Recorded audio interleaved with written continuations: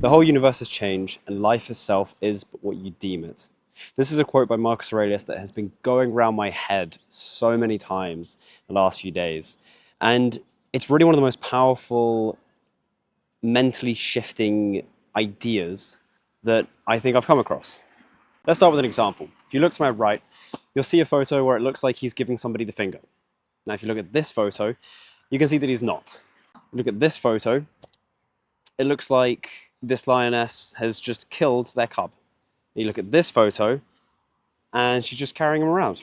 Safe as can be, just doing what lions do. Now, this is a very simple example of why perspective matters, but let's break it down to the fundamentals, because I believe that if you don't understand something to its fundamentals, you don't really understand it. Now, I've got a breakdown on my phone of how this works fundamentally. One, you see or you hear something. This is how we usually get most of our information. We have other senses, but usually you see or you hear something.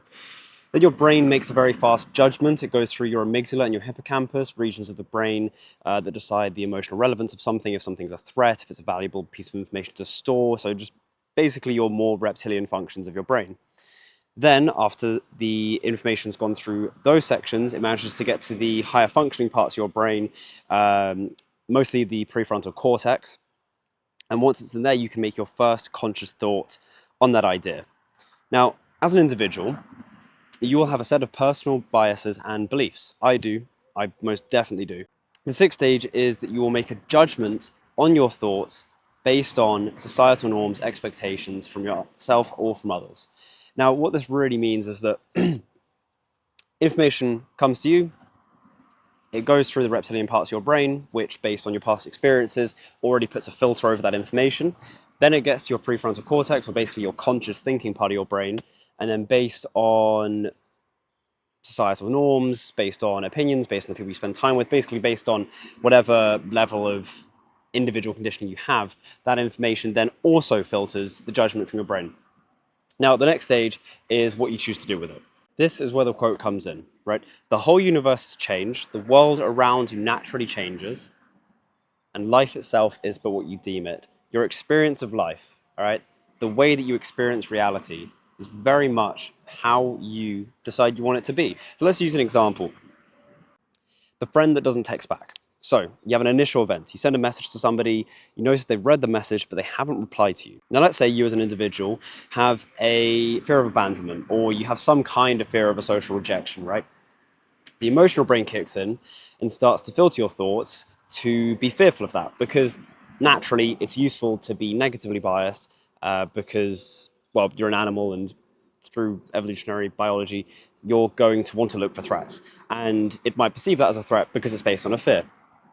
So that filters your conscious thoughts, right? This information gets to your conscious mind, your prefrontal cortex. You start thinking about this and you think, what did I do wrong? Like, did I do something to annoy them? Oh my God, like, am I actually not as good of a friend as I thought I was? Have I done something to make them want to reject me by not replying to this message? This is also where you start to see personal biases and beliefs that influence your interpretation. So if you have experienced rejection before, or if you've been left on red a lot by people, you might start to think that there's actually something wrong with you, or some reason that people do this to you. Or it might just be that you are looking out for these moments that confirm a fear that you have, which means that you focus on them, and then you don't actually realize that sometimes that just happens in life, all right? And it's not actually anything personal to do with you. Then you might start to apply ideas that you have from societal norms and what people have told you, things that people say because that's just what they're used to saying, right? You might hear that a good friend always replies. You might hear that I respond quickly and they should too, right? The problem that we run into here is that your brain is really bad at objectively thinking about these things because we have our cognitive biases, right? We have belief systems that don't actually line up with how something is. So in this example, you don't actually know much about the situation. You don't know what the person on the other end of the phone is doing, you know, why they haven't replied. They could just be busy, right? They could just be in the middle of something. They might not be ready to reply. They might want to give more time and thought to the message they're sending back.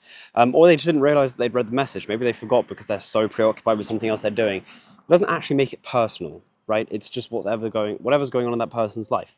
Now, this is where I want to bring us back to perspective.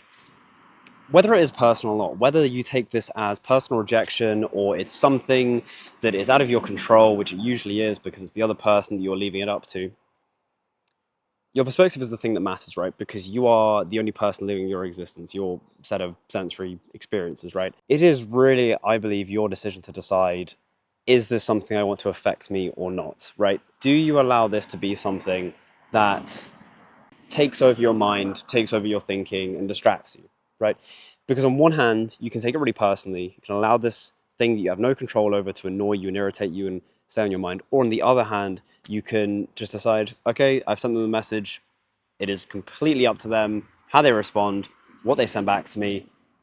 Other than that, it's out of my control. I really don't care because I can't do anything about it. And it's really a matter of being impartial, because your perspective is kind of all you have control over in that situation, and being impartial to what's happened is what allows you to, I believe, have more peace. And it actually comes to something I read in the Almanac of Naval Ravikant. And there's a quote from that that I think really encapsulates this idea of perspective and how we find peace within our experience. Everything is perfect exactly the way it is. It is only in our particular minds we are unhappy or not happy. And things are perfect or imperfect because of what we desire. The world just reflects your own feelings back at you. Reality is neutral. Reality has no judgments. To a tree, there is no concept of right or wrong, good or bad. You're born, you have a whole set of sensory experiences and stimulations, and then you die. How you choose to interpret them is up to you. You have that choice. And that encapsulates it really well. You have a choice over how you interpret things, and you give away more of your peace, more of your happiness, the more that you allow things outside of your control to affect how you feel. And it is a process, and it's not easy, and watching this video won't magically change how you think about things. But if you think of it as a practice, you think of it as a skill, right, to be impartial, to choose your own peace over externalizing it to things you can't control, then you are one step closer to being better, or to improving. It's probably the better way to put it, not being better. But to self-development and being the best version of you that you can be. Yeah, I like that.